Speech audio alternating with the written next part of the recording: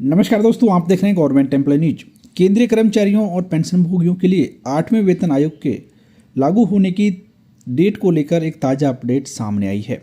लोकसभा में 8 दिसंबर 2025 को 8वें वेतन आयोग का कार्यान्वयन से जुड़े हुए 7 महत्वपूर्ण सवाल पूछे गए और इनका जवाब वित्त मंत्रालय के वित्त विभाग के द्वारा दिए गए। सवाल आपके सामने है, जवाब भी आपके सामने है, सब कुछ आपको इस वीडियो में बताया जाएगा, तो बने रहें इस वीडियो के लास्ट तक। सवाल पूछे गए थे यहाँ पर, तो पहले सवाल जान लेते हैं कि क्या क्या सवाल पूछे गए थे। पहला सवाल यहाँ पर था कि क्या सरकार का विचार 1 जनवरी 2026 से 8वें वेतन आयोग को लागू करने का है? यदि हाँ, तो उससे जुड़ी हुई जानकारी क्या है और इस संबंध में अभी तक क्या कार्यवाही की गई है? अगला सवाल था कि क्या सरकार ने 8वें वेतन आयोग के विचारार्थ विषयों यानी कि टर्म ऑफ रेफरेंस को अंतिम रूप दे दिया है, जिससे केंद्र सरकार के कर्मचारियों के वेतन और पेंशन भोगियों के भत्ते में संशोधन होगा? और यदि हाँ, तो उससे जुड़ी हुई जानकारी क्या है और यदि नहीं, तो इसके क्या कारण है?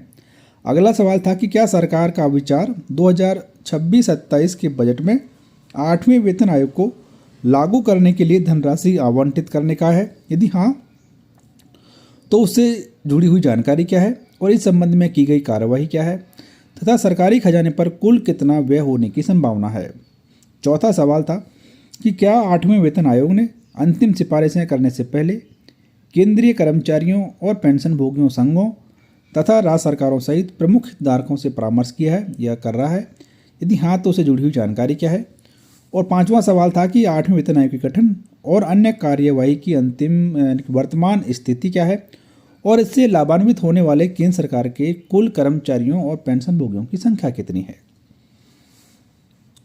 अगला सवाल था कि क्या सरकार 8वें वेतन आयोग के कामकाज शुरू होने में देरी के कारण कर्मचारियों और पेंशन भोगियों की शिकायतों पर विचार कर रही है?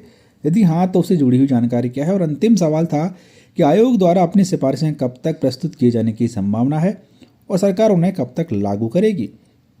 तो इन सभी सवालों का जवाब वित्त राज्य मंत्री श्री पंकज चौधरी जी के द्वारा दिए गए, जो कि इस प्रकार हैं। उन्होंने कहा कि 8वें वेतन आयोग का गठन पहले ही कर दिया गया है। 8वें वेतन आयोग के विचारार्थ विषयों यानी कि टर्म ऑफ रेफरेंस को दिनांक 3 नवंबर 2025 के वित्त मंत्रालय के संकल्प के माध्यम से अधिसूचित कर दिया गया है। केंद्र सरकार के कर्मचारियों की संख्या लगभग 50 लाख और पेंशन भोगियों की संख्या लगभग 69 लाख है। 8वें वेतन आयोग के लागू होने की तिथि का निर्णय सरकार द्वारा लिया जाएगा। सरकार 8वें वेतन आयोग की स्वीकृत सिफारिशों को लागू करने के लिए निधियों का समुचित प्रावधान करेगी। तो फिलहाल सरकार ने ये बताया है कि सरकार कब तक इसे लागू करेगी और आगे इन्होंने बताया कि 8वां वेतन आयोग अपनी सिफारिशों को तैयार करने के लिए कार्यप्रणाली और क्रियाविधि को अपनाएगा।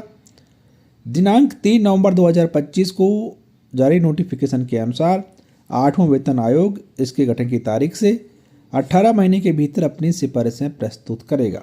तो सरकार ने फिलहाल ये साफ नहीं कहा है कि 1 जनवरी 2026 से ही 8वें वेतन आयोग की सिफारिशें लागू होंगी या फिर नहीं होंगी।